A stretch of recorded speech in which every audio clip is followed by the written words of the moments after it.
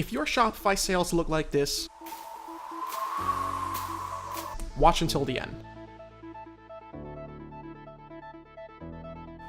What's going on, everybody? Welcome back to Ecom Daily, the only YouTube channel posting daily content on Shopify and improving your sales. So today we're going to be actually talking about the top 5 reasons most Shopify stores fail within their 30 days. So if you notice anything within your store personally that, within this list, be sure to go ahead and change it out. Be sure to go ahead and improve your store. Once again, I'm going to be including advice and everything you'll need to go ahead and pretty much make the necessary changes. So let's go ahead and start with reason number 1. Why do people actually go ahead and fail within their very first day, 30 days?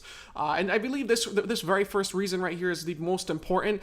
It's direct marketing to audiences that aren't familiar with your brand. Now, I see so many people going ahead and jumping on the Facebook ad bandwagon and wanting to go ahead and throw up their $5 ad set, their $5 ads, and making sure that maybe they're throwing in 3 different interests and flex targeting and getting into trying to directly go ahead and run conversion ads and doing the purchase event right off the bat. And a lot of times that's it may work for some and may work in very, very few instances, but for the most part, most people jump into Facebook ads, Google AdWords, or whichever ad platform with the expectation that they can go ahead and instantly optimize for purchases and without even having any sort of relationship or connection to the audience they're promoting to. So for this, just to go ahead and bring this all together and have you fully understand what I mean by this, I'm looking at the Movement Watches Instagram page here, and they're the perfect example of what perhaps someone what normal Shopify stores who are selling watches are doing versus what Movement Watches, which is a multi-million dollar brand, is doing. And I feel like as though we can all model what Movement has done and apply it to our own situation. So Movement basically is they sell watches, they're basically a lifestyle brand, and pretty much I would say, and without being offensive to anybody who actually likes this brand, they're pretty much just an over-glorified Alibaba watch brand. And I say this wholeheartedly because for the most part, these watches that they're selling can easily be sourced elsewhere. They can be sourced either on Alibaba. Even most of the watches on Aliexpress have very, very similar traits. Perhaps there's a slight quality difference, but for the most part, their watches are pretty much the exact same, just with MVMT slapped onto them and a 100% markup pretty much, but they're actually even more than that. But for the most part, they're pretty much buying these watches for perhaps $5-10 a piece, and then they're going ahead and selling them for $100, $150, $200. And by all means, I'm pretty sure that at the very least, their watches cost maybe $10 to $20 to source, but no more than that. These are watches that you can easily find and source yourself. You can even go on Alibaba.com and look up OEM watches, and you can likely find watches just like what Movement is selling. And that's really the this is just briefing you here, but really this is the difference between what most people should be doing versus what they're not. Most people will go ahead and actually start up a watch brand, and you can apply this to your own situation and your own store. Most people are going to go ahead and start up a watch brand. They're going to start up and just throw a bunch of watches into their Aliexpress store, and that's pretty much it. They're not going to really go ahead and create the brand. They're going to just instantly start running ads directly to people, trying to get sales immediately, because that's the mindset most people have. They start their Shopify store and then they instantly want to go ahead and acquire sales like tomorrow. They don't really think about building up any sort of relationship. As I had mentioned earlier, they don't think of any community building processes that they can go out and implement. It's all about the sales for most people when they're starting their first Shopify store. And I feel like that's the biggest mistake, honestly, on this entire list that you can make. It's not optimizing for relationships and community first, and rather trying to go ahead and optimize for purchases right off the bat. Because a lot of times, for a lot of times, and in most instances, people need to actually have some form of relationship with your brand to actually go ahead and purchase anything from you at all. I like you to go out and think to yourself, when's the last time you actually went out and purchased something from a random brand online via just a random Facebook ad? Most of the time when people are on Facebook Facebook, they're not even interested or in the buying mood. Most of the time, they are just scrolling through their feed, looking at funny posts or looking for entertaining content.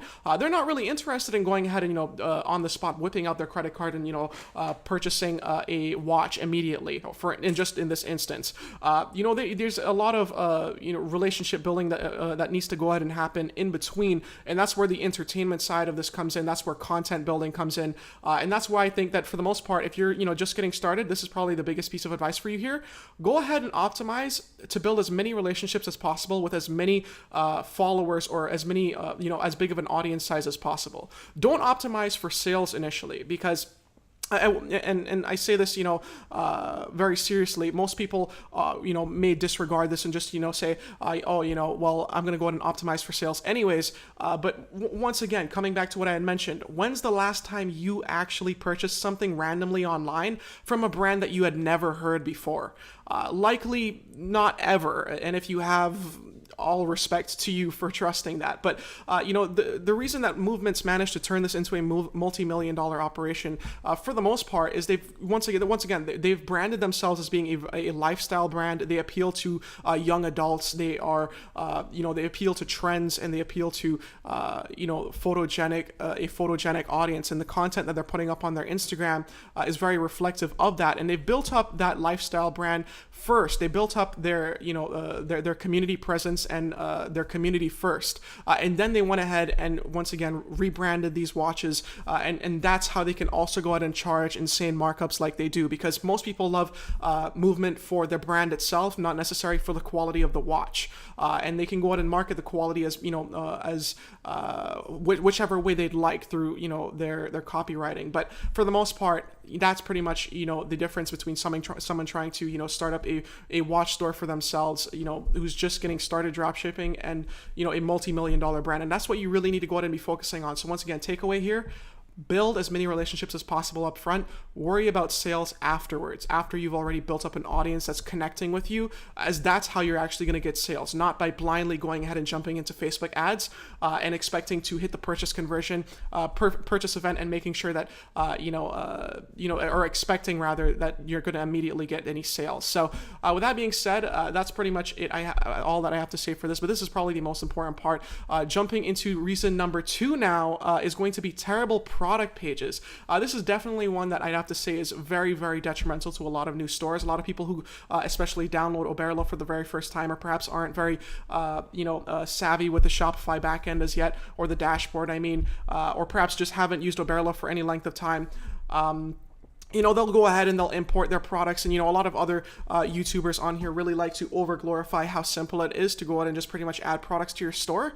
So basically what a lot of people do, and you might be a victim of this as well, you just go and continuously add a bunch of products to your store, and you don't really go ahead and add any value to the product listing. You're not really adding any merit to it. You're just completely copying the Aliexpress descriptions. You don't have any social proof on these products, and you also pretty much you have perhaps bad product photos. You have branded photos where there's Chinese suppliers information up in the top. Sometimes your titles are bad. Once again, the Aliexpress specifications is probably the biggest thing, as this is a huge wasted section that you could go ahead and use sales copy and implement actual emotional copywriting into, and go ahead and actually really have people connect with not only the product but with what you're writing and your brand itself. And I feel as though really a lot of people either feel scared of this section, or they just simply are very feel as though it's very underwhelming, and that you're not really going to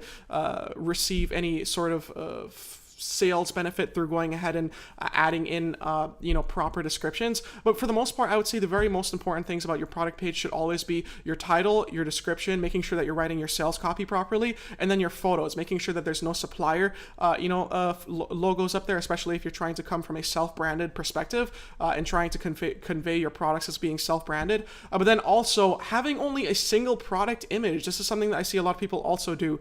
They expect to have they expect people to go out and purchase a product based off of a single product photo. And in a lot of cases, maybe perhaps it works sometimes, but for the most part, people want to see exactly what they're getting. People want to know exactly what the product looks like from all sorts of angles. So if you're only providing them with one perspective, if you're only providing them with one look of the product, they're going to be less inclined to actually buy, because nobody wants to buy a product and then have it show up and have it, be completely different than what they anticipated. It's going to recall, that's exactly how you get chargebacks, refunds, and all sorts of unnecessary headaches. And that's why, just simply go ahead and reach out to the suppliers on Aliexpress, ask them for further product photos. And if they don't have the proper product photos, it's probably not a product you want to sell anyways. So that's something that you want to go ahead and watch out for as well. So moving on now to the next reason. Before we actually move on to the next reason, I want to go ahead and mention to you guys that into the description I have links to our Discord, as well as a one-on-one training and coaching session that I'm offering to all of my viewers. So if you want to go ahead and get in on that, go into the description and check out the links. I'm only offering it for the coaching at least for a limited time. So go ahead and check that out. I'm not here trying to sell you any courses, by the way. I'm not here trying to sell you any training or any, unnecessary things that you actually need. I'm just here trying to connect with my community and trying to go ahead and help out where I can. So be sure to check out the description if you'd like, and also check out the Discord channel if you would like to go ahead and join a community that I've built currently we're up to about 60 people in the group, and you can go ahead and join in and have discussions daily in real time about your Shopify store, and basically we can all go ahead and collaborate and help each other. So go ahead and check that out in the description. But now we're going to go ahead and move on to their third reason. So moving on, reason 3 is going to be over depending on conversion tactics like the countdown timers. Now this is a big thing because a lot of people actually like to go ahead and depend on countdown timers, and I'm actually going to go ahead and just search up into the Shopify apps here some exactly what I mean. So we're going to go over here, and I believe one of the biggest ones is actually Herify. You should probably already be familiar with that if you've looked up any apps for yourself. But this is a really big thing that I see a lot of people trying to go ahead and use, and trying other people on YouTube even trying to suggest as being a super great conversion sort of tactic, when in reality what you're going ahead and doing, and I really want you to go ahead and sit and think about this for a little while, you're adding a countdown timer to your store. You're driving traffic to your product page of people who are first time purchasers, or people who are not necessarily completely familiar with your brand as yet. You're trying to go, this is once again beginner stores. You are then going ahead and having this countdown timer not push them into actually buying, but rather pushing them away from purchasing, as in reality a person's going to feel too overwhelmed or feel as though they don't have enough time to take action onto the deal. Most people are not going to be pushed into making a purchase. No sensible people are going to be pushed into making a purchase. If they don't want to purchase the product, they're not going to purchase it. And as soon as they see the countdown timer there, they're instantly going to just leave. They're not going to put up with you trying to shove the product down their throat, so to speak. So if you really want to go ahead and get people to purchase products, I always recommend going ahead and not using a countdown timer, not using conversion tactics that are very forceful and try to pressure people into doing or taking certain actions, as it really doesn't help add anything to your product listing page.